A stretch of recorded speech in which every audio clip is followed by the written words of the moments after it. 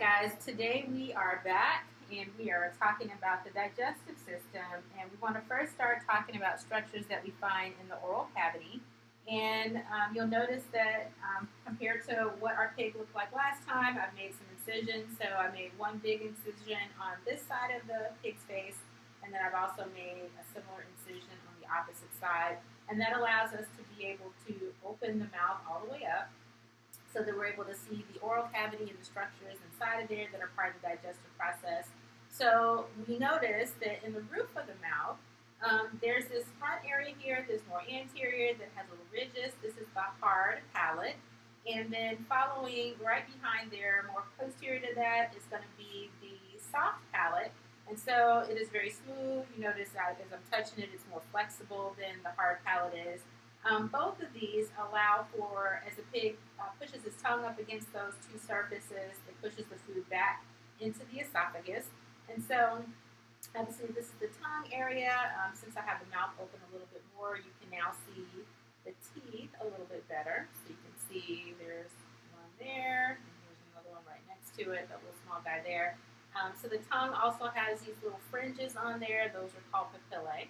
And as we go further back to the rear of the oral cavity, you notice the first thing that you see is this little projection that's sticking up. This is called the epiglottis.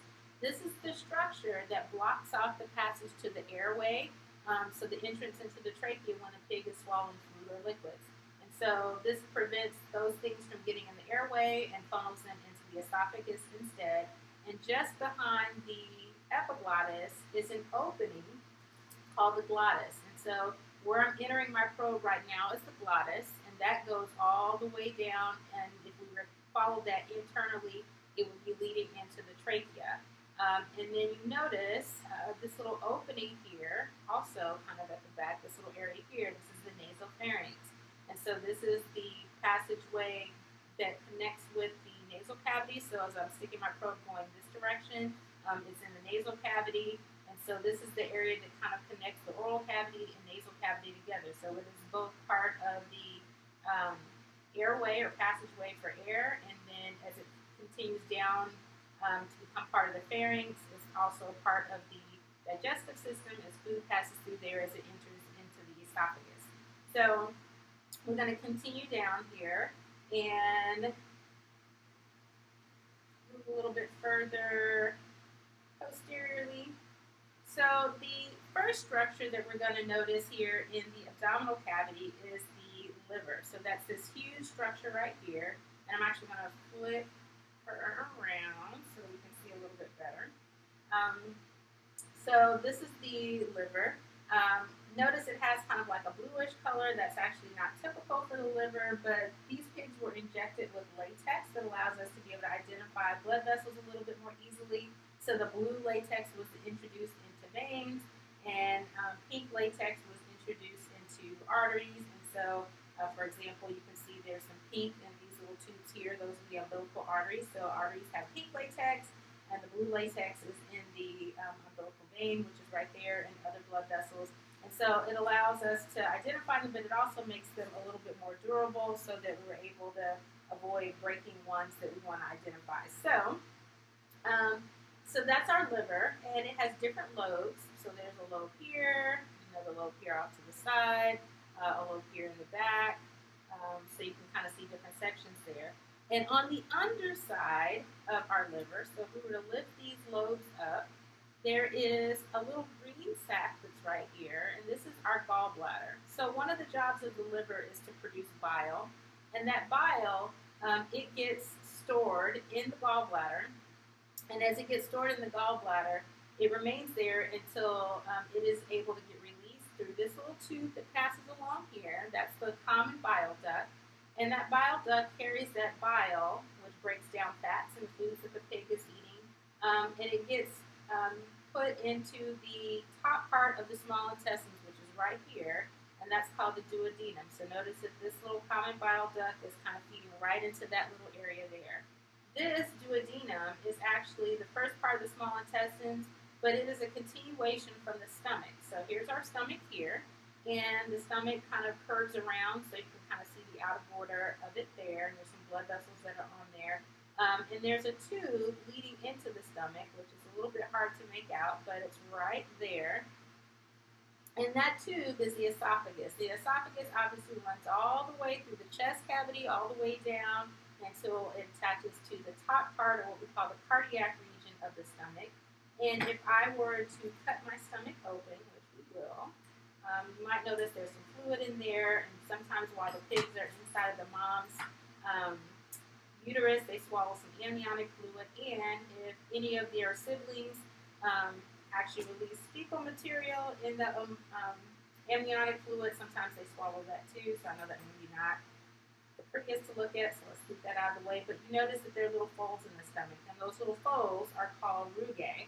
The rugae are these muscular folds that help with the churning and mixing of the materials that are inside of the stomach, and allows us to mix with the enzymes and the hydrochloric acid that's in there, and that helps with the breakdown of food. So we have mechanical and chemical digestion that is happening in the stomach. We also had mechanical and chemical digestion that was happening in the oral cavity as well, with the chewing and also the salivary amylase in the saliva of the pig. So now that food is in the stomach and has been digested and chewed up, it enters into the small intestines. And remember, we said the top part of the small intestines is called the duodenum, so that's this part here. And we're going to continue down, and if we follow this, it kind of ends up in this little frill of intestines here. So we have the jejunum and ileum, the other two parts of the small intestines. And we also notice that the intestines are held in place by this little thin membrane here. Let me spread it out a little bit more so you can see that it's transparent. So there's a thin membrane that's transparent that's holding all of these intestines together. And also you see a little blue there, which lets us know, and there's some pink in there too, it's kind of hard to see, that there are blood vessels in here. You can kind of see those blood vessels in that little clear material. Those blood vessels are what is allowing the nutrients and the materials that's in the food that's now getting digested in the small intestines. They diffuse into that bloodstream, and then that's how it ends up back into circulation. So all those nutrients, all the things that need to get wherever they need to go in the body, oxygen, for example, that's getting transported in blood to all the cells in the body. So here's our small intestines that continues on, and then we get to a place where the intestines start to look a little bit different, where they kind of look like this coiled up hose. So this is the large intestines, and notice it looks kind of greenish in there, and that's fecal material that's inside of that large intestines. But there's a place where the large and small intestines join together. So here is our small intestines here, right there. And the small intestines kind of starts to merge together with the large intestines, but right where it connects together, there's this little pouch that sticks out here. This is the cecum. And the cecum in the pig houses healthy, good bacteria that helps the pig to be able to break down cellulose. Cellulose is a type of carbohydrate that is in complex plants. We talked about that back in first semester with biochemistry. So cellulose is very difficult for our bodies to break down, and so the bacteria that live in the cecum help the pig to be able to break down the cellulose and the plant materials that it's eating. So now we have our large intestines here, and large intestines coils, and it continues on down here in this area, which, as it continues further down, becomes the rectum. So the rectum is going to be the lower part of the large intestines, and the rectum is going to continue on to the anus, which is that opening that we talked about that was at the rear.